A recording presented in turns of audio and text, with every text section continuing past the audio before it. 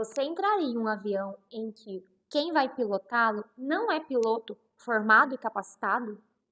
É exatamente isso que acontece quando você compra um procedimento, uma tecnologia. Não importa o nome da tecnologia, ainda que ela seja vendida como padrão ouro. O que importa é quem está por trás dessa tecnologia, se aperfeiçoando, se capacitando, tendo conhecimento técnico e anatômico amplo para projetar o seu tratamento de forma a você ter o melhor resultado. Então, o mais importante, além do nome de certas tecnologias, é quem está por trás delas, montando um protocolo personalizado, individualizado, de acordo com as suas queixas.